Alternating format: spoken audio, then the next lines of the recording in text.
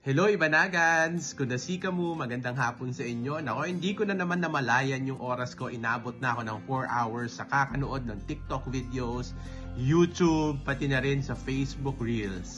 So if you're watching this video, kung may ginagawa ka or bored ka lang, huwag mo munang scroll up, huwag mong swipe. Panoorin mo to dahil meron akong simpleng realization na gusto kong i-share sa inyo. Simulan natin sa pamamagitan ng isang tanong. Very simple.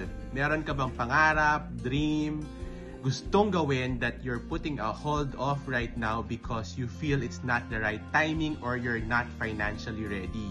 Bigyan ko kayo ng isang short story. Recently, bumili si Tita Glenda ng kotse. And then, ang argument nila ni Miko, sabi ni Miko, bakit ka kailangan bumili ng malaking kotse kung pwedeng maliit naman na kotse ang bilhin mo? Or, i-save mo na lang muna yung pera mo, baka kailanganin natin in the future. Pero, yung binili kasi na kotse ni Tita Glenda ay dream car niya. Ang reason niya kay Miko, kung hindi niya bibilin ngayon, kailan pa? Baka daw mamatay na siya bukas, hindi pa niya nabibili ang kanyang dream car. And that made a lot of sense. Yung mga Pilipino, lalong-lalo na OFWs or mga Ilocano, tulad natin, naturuan tayo to be frugal or to save as much money as we can, and then when the right timing comes, saka tayo bibili ng isang luxury item or, in Tita Glenda's case, her dream car. However, di ba?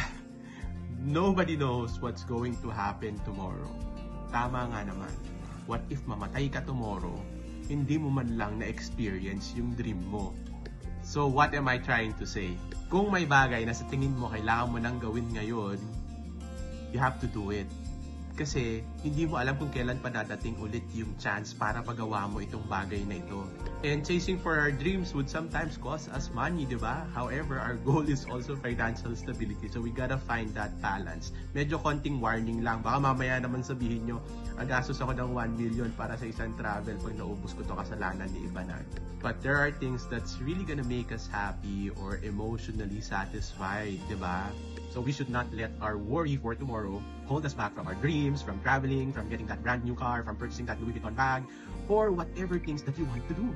Let's not live a life that's full of regrets. So tell me, what's holding you back?